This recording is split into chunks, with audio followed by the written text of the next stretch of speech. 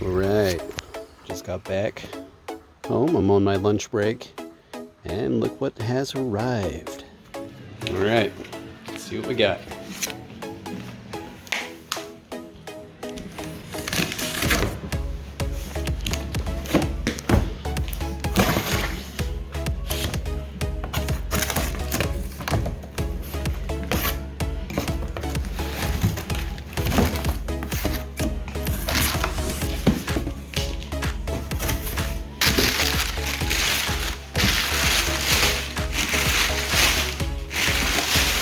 Lots of packing. Awesome. Okay.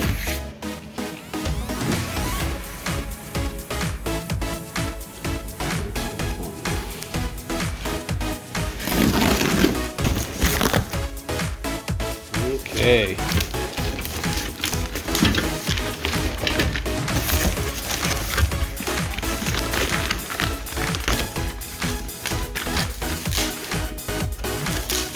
Look at these intercooler pipes I got for $169 on Amazon. And for you LB7 guys like myself, let's see if they actually put the boot in here. Well, I got another boot on the way. I don't think these are the right boots. So the boots that these come with are for the 2002 through 2004.5 LB7s.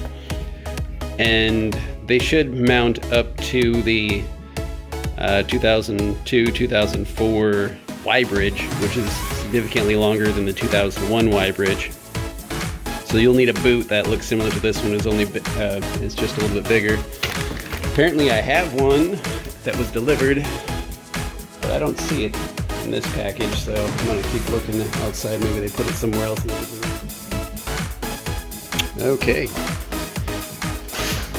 That's how they come. That's everything that comes with it. Those look like the pipes. We'll see how they fit. And yeah.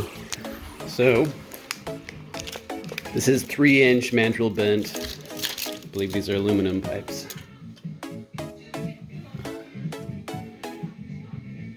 They're boots.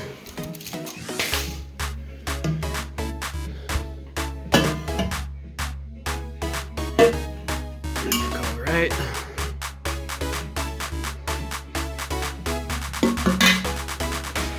Okay. Well, I'm going to look for that boot, and then we'll move on to installation here. The boot was in the mailbox, so it did arrive at the same time. I believe I got the boot for $34 on Amazon, and it's made specifically for the 2001 LB7 guys to match aftermarket pipes up to the stock Y bridge. I'm gonna go ahead and crack this open. Be right back. Alright. Out she comes. All wrapped up. Got a couple clamps that comes with it.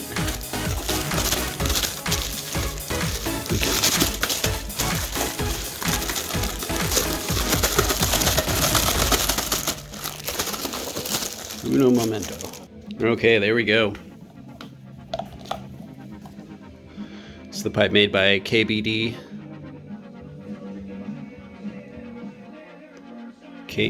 So we'll give it a little cleaning. But I believe that pipe will replace, or that boot will replace this boot, and should match up. But whole point of this exercise is to see if that actually does match up. See if we can actually put this on a 2000. Okay. First things first, to make this easy on ourselves, we're going to take off this tire, and then we're going to take out this inner mud shield here. These things are pretty easy to take out. If you know how to tie your shoes, then you have more than enough capability to pull these little plastic dealy schniggins out. You pull the plug, and the rest will follow. It's pretty easy. Okay, for those in back, to take off lugs, need a 22mm, unless you have something different. And to take out these little holders here, I want to call them grommets, but I don't know if they're called grommets. Take some pliers, pull out that little keeper,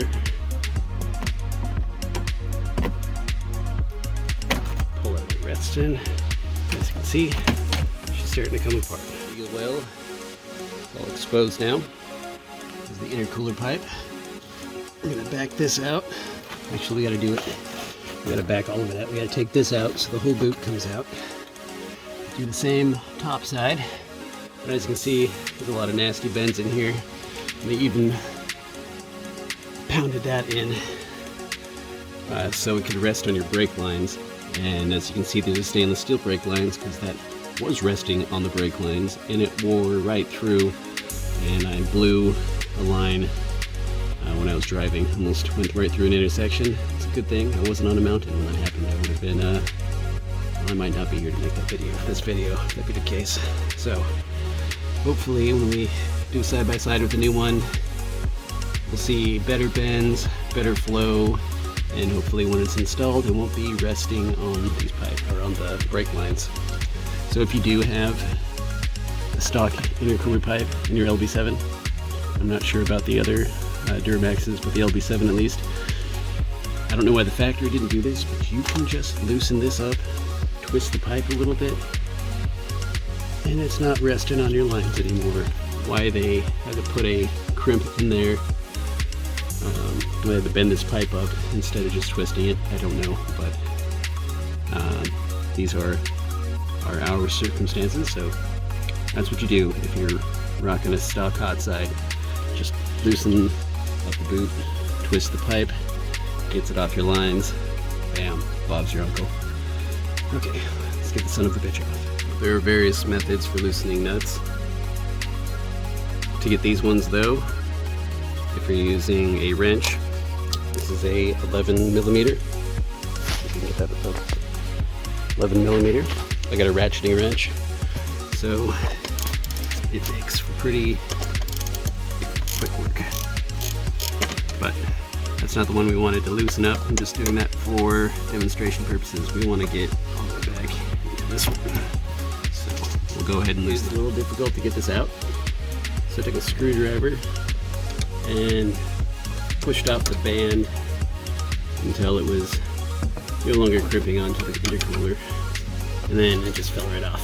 So that may help you out if your intercooler pipe has been on there a long time and is pretty well cinched down and had quite a few heat cycles through it.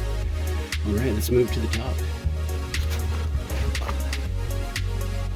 So, same thing, loosen that up and pop sides off. Now, try to pull this through the bottom. I don't know if I'll be able to do it with one hand. Maybe we will.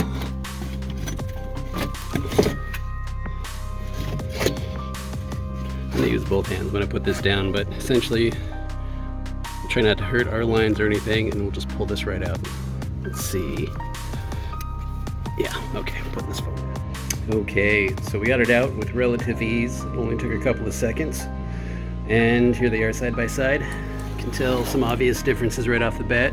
Instead of this big horse dick of a boot, we have actual pipe in place. When you're pulling this out, when you're pulling out the old intercooler, the original, watch out for this. This likes to get snagged on things, so that's just one little area that it wanted to snag, but otherwise it came out pretty easy. Another difference is we got 2.5 inch pipe with all these crimps in there. There's that main one. You can kind of see this horseshoe crimp that comes factory, and that is to avoid rubbing on your brake lines, but it still happens, as I found out the hard way. Another difference is the old boots are pretty spongy, and maybe just because they're old and war-torn and they've had a lot of heat cycles through them, but this is a much stiffer boot, which I like. But otherwise you can see it's the basic same shape. This is just 3 inch versus 2.5, and it's one solid piece versus two pieces. Two things: these boots are really stiff and the tolerances are really tight. Don't be bashful about using your favorite penetrating oil. to throw in a nice little layer to help slip these clamps on, as well as I put a little bit on the interior here so it'll slip onto the intercooler pipe a little easier. And from what I can tell, it just seems to be what you need to do when you're slipping on these brand new boots on any intercooler pipe. So even if you choose a different brand, you'll probably come across the same issues. Just lube it up, slip it on in there. You know how we do. Okay, so we more or less got her slid into place there, and we installed this one the same way that we took the other one out. We just kind of went up through the tangle of shit there, and I think our strategy is going to be to kind of slip that boot on and get it in place. First, we're not going to tighten this up too much. We're just going to get it in place, and then we're going to go top side and get that one in place. And then once both sets are looking good and the pipe is out of the way and not going to rub on anything, cause any problems, then we'll tighten it down. Snug as a bug in a rug. It is really close right here. Let's see if we can get it to go in anymore, but yeah, this boot is a little bit long. I see why people are having difficulties. If it was just a little bit shorter, we can get in closer. So we'll see how it works when we actually turn it on.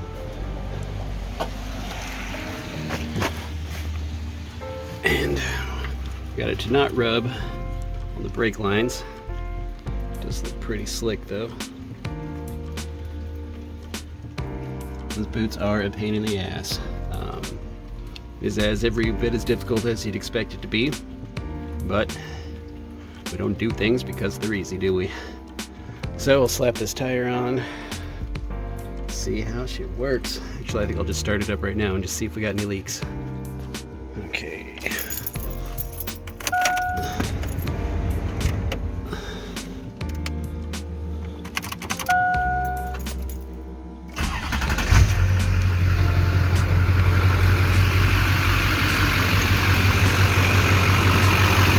Start it up.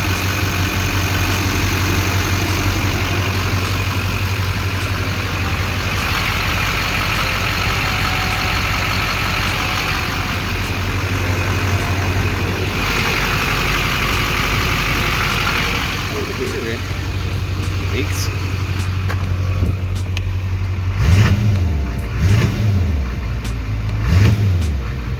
Sounds pretty good. So, quick little update. I've been driving around for a couple miles now, testing out the throttle response, and holy shit, this thing wants to get up and go. It did before, but now even more so. I'd say that hot side of the intercooler pipe is definitely worth changing out. Whether you go with the brand I went with or you go with HSP or some other brand. $169 for all the boots and hot side and cold side for the one that I got. I'll put a link in that description. Definitely freaking made a difference. I am happy with it. So yeah, pain in the ass to put in like you would expect with all these things, but it's worth it. All right. Okay, we're gonna install the cold side of the intercooler pipe now. See the old hot side. And to get in there, we'll remove the clamps down there. The other end is down in here, so we're going to need to remove this box and the cold air intake so we can get down to the bottom end of that intercooler pipe. So let's go ahead and get this torn apart. Okay, we got the air intake off, so we'll go ahead and remove that clamp and that one right there. That should pull right out. This side's a little awkward to get to, so using a drill instead of a wrench, using this angly bit here will help you out. Angle bit, some extensions, 7/16 came right off. So one thing you'll want to do is take out this little inner mud flap thing so you can access it and pull your pipe out from in here. I didn't show you that because I don't have one to come with my truck when I bought it, and I haven't replaced it, so this is always open. But we're gonna go ahead and start yerking on this and try to get this thing to pop. Okay, here's the side-by-side comparison. See, they are basically the same shape. Newer one definitely looks a lot better. Boots are a little stiffer, a little better condition, and this transition here opens up more before it squeezes down to 2.5 to fit back into that stock Y bridge. Would I say it's absolutely necessary to change this side? For this part, probably not, but it is going to look a lot better and may flow a little bit better, so we'll see. But if anything, it's going to clean up the engine bay, match the hot side, and yeah, $169 for both hot and cold side, plus all the clamps and hoses. Pretty happy with it. So let's go ahead and slap this on. So I'd just like to note that when you drop in the cool side of the intercooler pipe, it really does just drop right down into the engine bay, and it will slip right into place here. So I'm going to go ahead and mount this up to both ends and see what it do. This is the air intake heater delete plug for an LB7 Duramax. This one's made by KB Diesel Performance. I picked it up on Amazon for about $17, free shipping. I've already had a chance to play with this one, and I've had it on my truck for a week or so. That's why it's a little scuffed up. Well, this one comes with an O-ring. It comes pre-tapped for a boost gauge. If you don't have a boost gauge, it comes with this Allen wrench plug. To remove the old heater, you'll need a 1-inch socket. To install this new plug, you'll need a 7/8. Let's go ahead and get into it. So since we're doing the intercooler pipes anyways, I can show you exactly how much real estate is being taken up by this heater plug. Quite a bit. So that creates turbulence and is a obvious restriction. So we'll go ahead and remove that. So when we do remove this, we're going to, this will still be a hot line, so we'll tape it up with electrical tape, and then we are going to zip tie it somewhere over here to get it out of the way.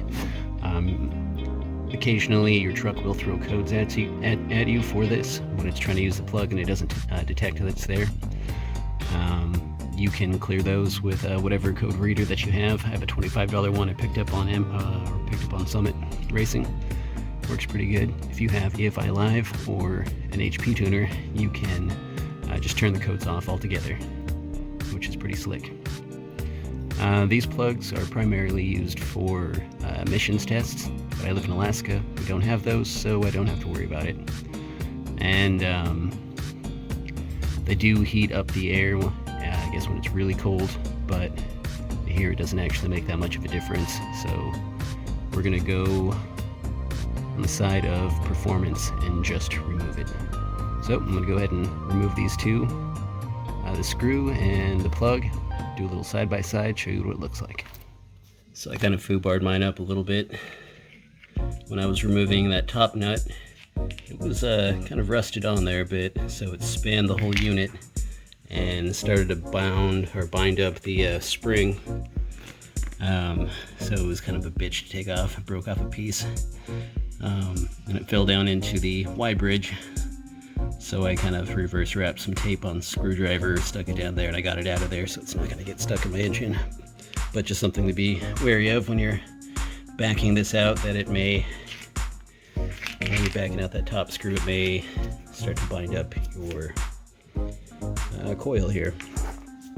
But here's what it looks like. There's your replacement, and I think that's pretty significant difference between the two. So I'm going to go ahead and put this plug in, show you what it looks like. With the old one off, it'll be extremely easy to get this one back in. As you can see, it just threads down in there.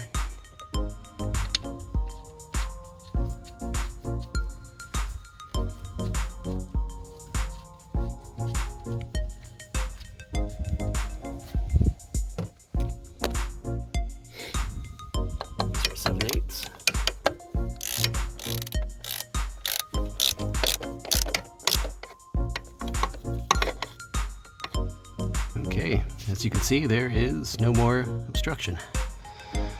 So that should help out quite a bit. All right, we got this squared away a little better. We loosened up the clamps and kind of feng shuied the pipes till it wasn't rubbing up against the dipstick. It was a little bit more successful on that side, but it's not rubbing now and everything's cinched down, so we're gonna call it good for now, unless it becomes a problem. Everything is holding for now. There's no rub on my brake lines there. Get my finger right through there, no problem. Everything seems pretty taut. So we're gonna call it done.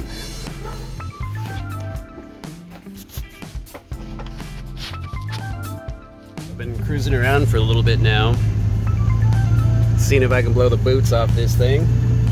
Everything seems to be holding up. Yeah, it's actually pretty nice. The biggest difference, I think, was that the hot side of the intercooler pipes. Tested that out yesterday, and that made a huge difference.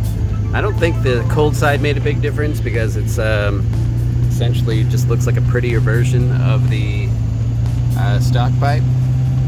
But removing that intake heater, replacing it with a plug, seems like it made even more of a difference to be added on top of the hot side of the intercooler pipe.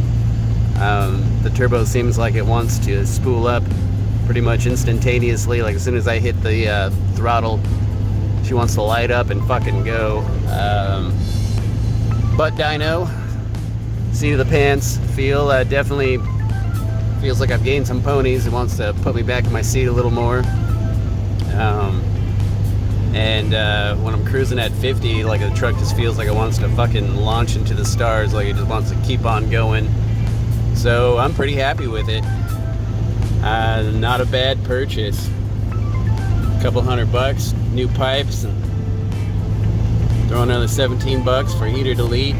So this engine should be running a bit cooler now when it's under load. And I got my camper on the back always, so it's kind of always under load. But I think the truck feels a little happier, and it might be a placebo effect, but the engine feels like it's a little louder, or the exhaust is a little louder. The truck just seems a little bit louder than it was before. So that's pretty cool. So anyways, that was the install of a hot side, cold side intercooler pipe and the heater delete plug. Go ahead and light her up a little bit here.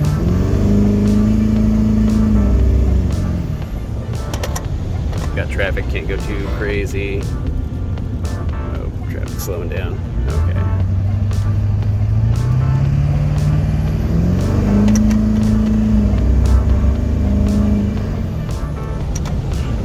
Now, pretty happy with it. So that'll conclude this video. Hope you found it entertaining. Hope you found it useful. If you liked it, smash that like button. If you want to see more of these videos, go ahead and subscribe, and we'll keep pumping them out. I think next we're going to pick up the Max Flow manifold up pipe set from the D-Max store, slap those on here, and look at that PPE downpipe to throw on as well. And then I think I'll be set for a while in bolt-ons. And now, that'll be the next project. Okay, until next time.